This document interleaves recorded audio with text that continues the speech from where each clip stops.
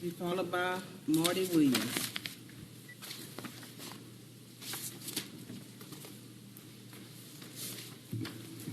Mayor Turner, Council, I'd like to talk about the issues with the Houston Home Repair Program and rebuilding.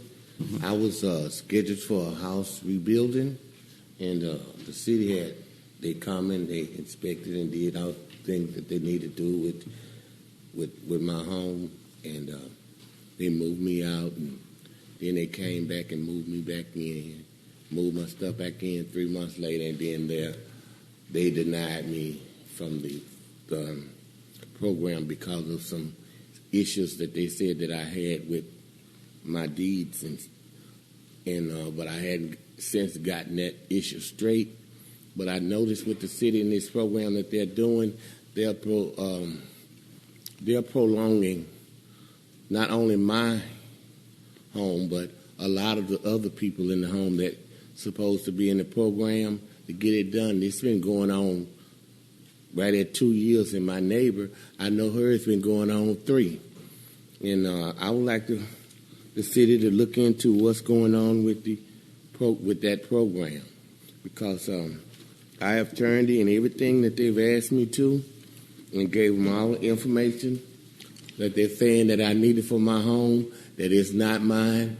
But I would like to know, as a city, how could I get a tax exemption on it, and I can even get sued by the city for my taxes. But I don't own the property. I don't see how that could be done.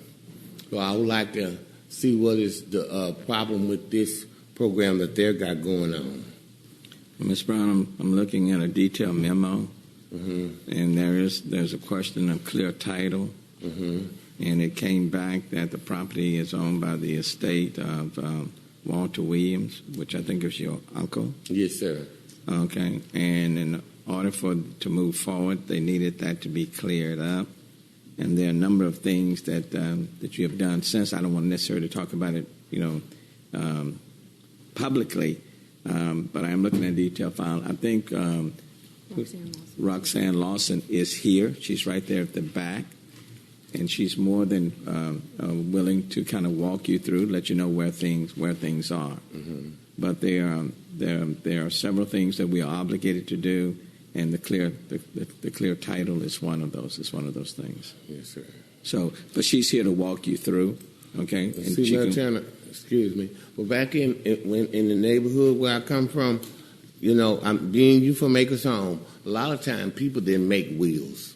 It was like what to do if something happened to them. A lot of wills wasn't made, and this house was given to me by my uncle. But I don't understand. I've got all the paperwork that that the city have asked me for. I understand, but having clear title is one of those elements that is important, and we'll work with you in every way possible that we can. That's why Ms. Lawson is here to sit down and to work with you. Okay, hold on one second, Councilmember Davis. Thank you, Mayor.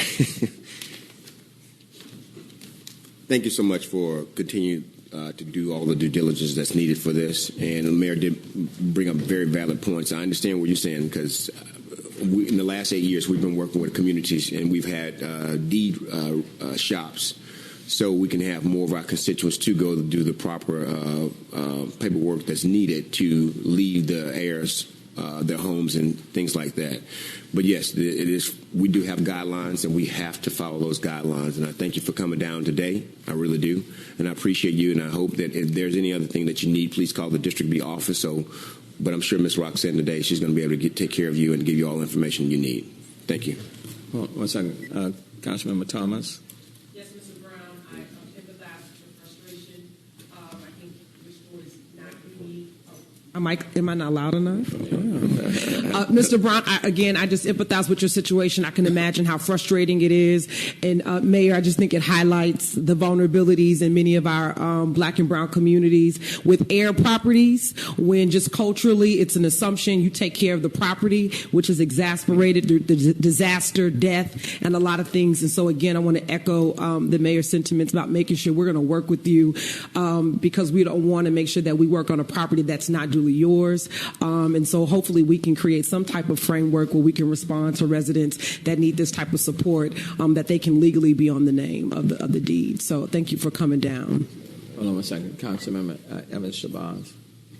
Thank you, Mr. Brown. And of course, this is a pervasive problem when we don't use wills and trusts to transfer ownership. But of course, I'm not going to practice law without a license. But there are certainly opportunities to get ownership of a property or to convey ownership after the death without these documents. So I'm sure you have engaged with someone regarding things such as heirship affidavits and that nature.